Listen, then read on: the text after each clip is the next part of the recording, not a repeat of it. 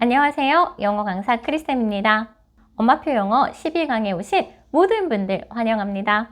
많은 부모님들이요, 인풋이 넘치면 아웃풋이 된다고 믿고 계시더라고요. 정말 인풋이 흘러 넘치면 아웃풋이 될까요? 그러면 20년이 되었다는 엄마표 영어에서 왜 말을 못하는 아이들이 그토록 많고 결국 말하기는 포기한 채 입시 영어를 시작하게 되는 걸까요? 제대로 된 인풋을 극대화시키는 아웃풋 첫 시간입니다. 부모님들의 로망이죠? 아이들 말하기 잘하는 방법에 대해서 오늘 살펴보도록 하겠습니다. 앞서 이야기한 적이 있는 크라센 교수님은요, 인풋 이론에 있어서 큰 업적을 쌓았습니다. 그러나 엄청난 인풋에도 아웃풋이 나오지 않자 스와인이라는 학자는요, 학습자는 자신의 출력, 아웃풋을 인지하고 수정할 수 있을 때 새로운 언어를 배울 수 있다고 주장하면서요, 아웃풋의 중요성을 강조했고요. 그 뒤에는 인풋도 중요하지만 아웃풋도 모두 중요해 라고 하는 인터랙션, 즉 언어는 상호작용을 통해서 배운다는 것이 현재 주된 이론입니다. 왜 그토록 우리는 1970년과 80년을 대표했던 인풋 이론에만 이토록 집중하는 걸까요? 혹시 그냥 들려주는 것이 편하고 보여주는 것이 쉽기 때문에 그 쉬운 방법만 선택하고 싶은 것은 아닌지요? 아웃풋 정말 언젠가는 될 거라고 생각하시나요? 혹시 정규1등 공부법을 아시나요? 예전 강성태 님이요, 공부 못한 아이를 코칭한 방법인데요.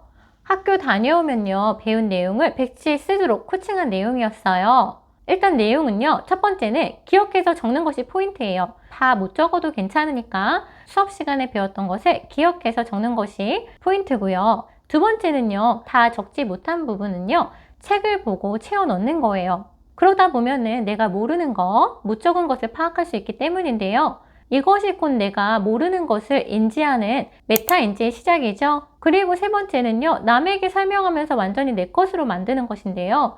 이 세 가지가 핵심이었습니다. 처음엔 학생이 거의 백지에 한두 줄밖에 못 썼는데 점차 많은 양을 아웃풋 하더라고요. 모든 공부에 있어서 모르는 것과 아는 것, 그 두 가지를 구별하는 메타인지가 중요하다고 하잖아요. 아는 것과 모르는 것을 구별하기 위한 가장 좋은 방법은요, 자신이 공부한 내용을 말로 설명해 보거나 써보면 확실하게 알 수 있습니다. 말로 제대로 하지 못한다, 글로 쓰지 못한다, 그것은 제대로 알고 있다라고 하기 힘들잖아요. 따라서 모든 공부의 시작은 아는 것과 모르는 것을 구분하고 모르는 부분에 집중된 부분을 학습할 때 실력을 향상시킬 수 있습니다. 공부라는 것은 모르는 것을 발견해서 알게 하는 거잖아요. 하지만 안타깝게도 많은 아이들은 자신들이 아는 것에 집중하여 공부하는 경우가 많더라고요.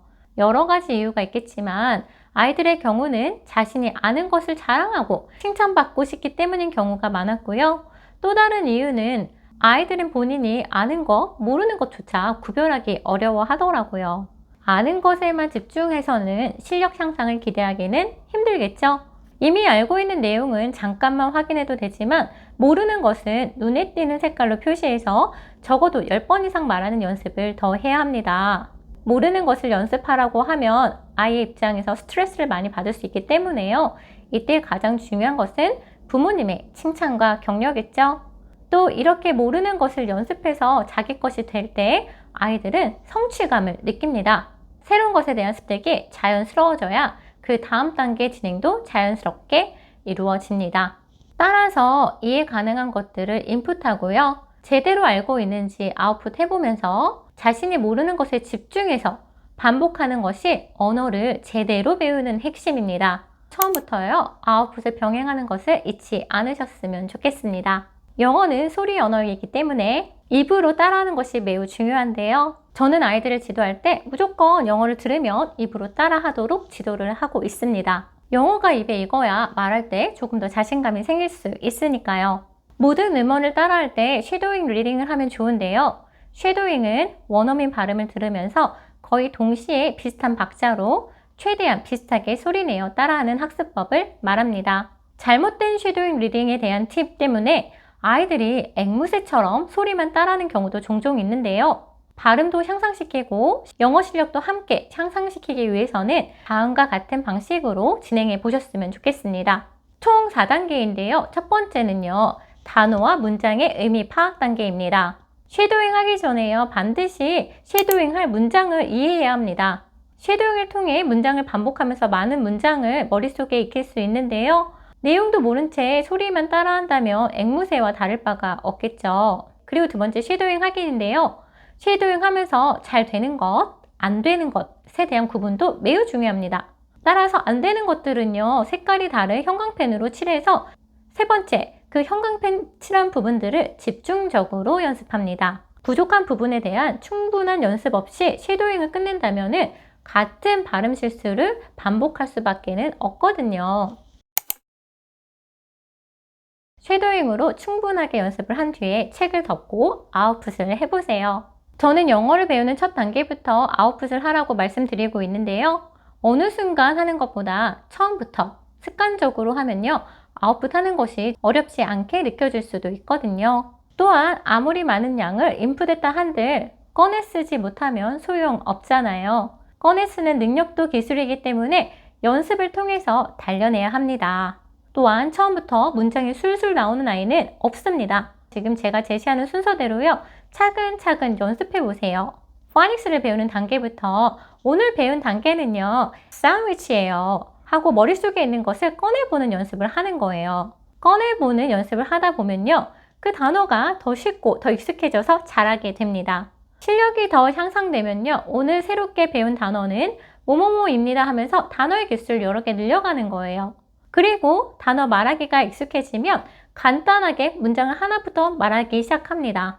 지속적으로 아웃풋 연습을 하다 보면 자신이 본 책이라든지 테드 영상을 정리해서 발표도 가능해지거든요. 그 이유는요. 말하기도 익숙해지고 그것들을 잘 설명할 수 있는 문장들이요. 이미 머릿속에 탄탄히 쌓여 있기 때문이죠. 아웃풋을 할 때 더 효과를 보기 위해서는요. 잘 되는 부분을 하는 것이 아니라 잘 안 되는 부분을 집중적으로 아웃풋을 해봐야 실력이 빠르게 향상될 수 있습니다. 따라서 아이에게요. 의도적으로 처음 배운 단어, 말하기 힘든 단어를 넣어서 발표하도록 하면 좋다고 이야기해 주시고요. 그랬을 때 실력이 더 빠르게 향상될 수 있음을 알려주세요. 저희 아이들이 어린 시절 아웃풋했던 영상들을 찍어 놓았는데요. 함께 영상 보도록 하겠습니다. And there was also many beautiful gold treasure. There was many the golden crown and the old jewel. The Gyeongju was asked Sarah why she became a servant, and Sarah told everything about his father. So the Indian man is to take all of the money of Sarah's father. So billion of them. Why English in a single word? Opportunity. Opportunity for a better life, a job, to be able to pay for school.